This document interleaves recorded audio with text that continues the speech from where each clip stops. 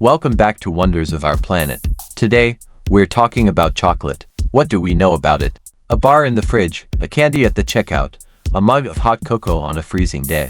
Americans spend $22 billion a year on chocolate, more than many countries spend on healthcare.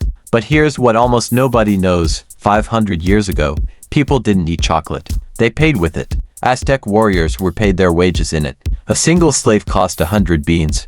The Spanish carried it back to Europe and guarded the recipe for 100 years like a state secret. And the town of Hershey, Pennsylvania, with its chocolate-shaped streetlights and a road called Cocoa Avenue, exists entirely because one man decided to build a worker's paradise around a milk chocolate factory. Where did this bar come from? And why can't we put it down? Right here, right now. Let's get into it. Chocolate begins with a tree called Theobroma cacao, Greek for food of the gods. It's a small tree, no taller than about 25 feet, and it grows only in the tropics, within 20 degrees of the equator.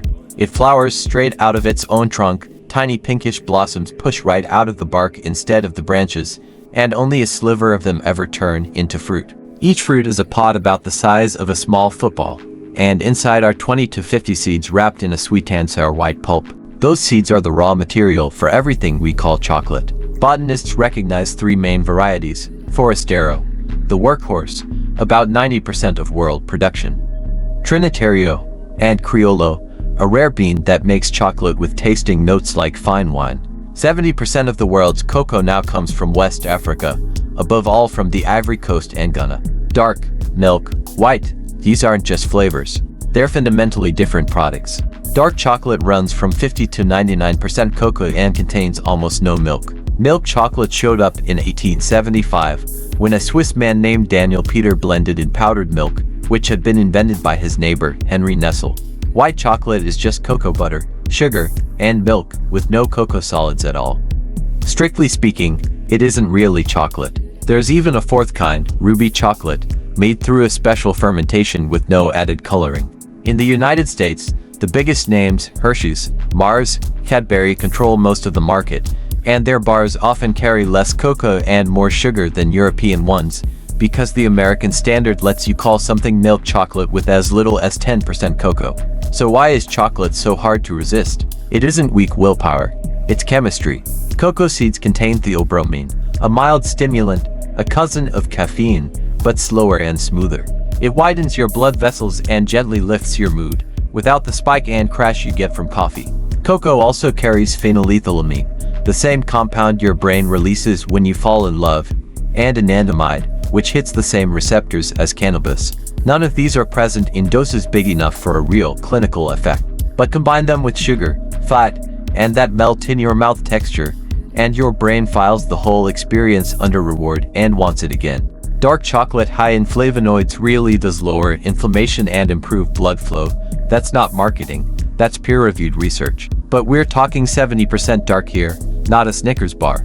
The history of chocolate is the story of one product reshaping the world order, again and again. The Olmecs were drinking a fermented cocoa brew 3,000 years ago. The Maya made it sacred. Cocoa beans appear on their burial vessels and temple murals. The Aztecs turned it into money.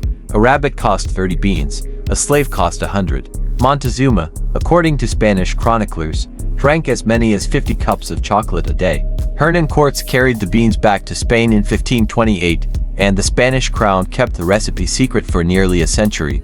Only the royal court was allowed to drink it. By the 1600s it had reached the coffee houses of London.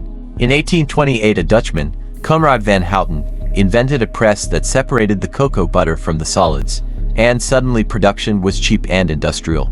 In 1847 the British firm Fry & Sons molded the first solid bar.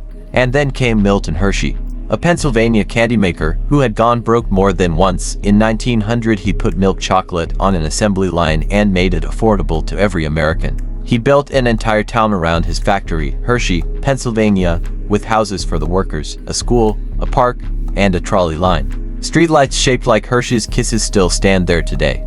And during World War II, the US Army put the Hershey D-ration bar in every soldier's kit, 400 calories in a single block, deliberately engineered to taste just a little better than a boiled potato, so the troops wouldn't eat it for pleasure. Today the world produces about 5 million tons of chocolate a year. And behind that number sits a problem the industry admits but is in no hurry to fix. Roughly 1.5 million children work on the cocoa farms of West Africa, most with no contract, many with no chance to go to school. The biggest companies, Mars, Nestle, Hershey, publicly promised to solve this by 2025. That deadline has come and gone. Little has changed. Brands carrying a fair trade or Rainforest Alliance label pay farmers a premium above the market price. Look for the seal on the wrapper.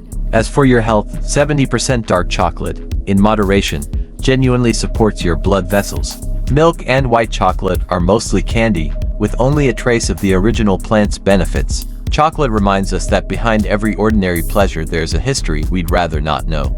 3,000 years of a sacred drink, 100 years of state secrecy, Hershey's assembly line, a soldier's ration, child labor on the plantations, all of it folds into one little square we unwrap without a second thought.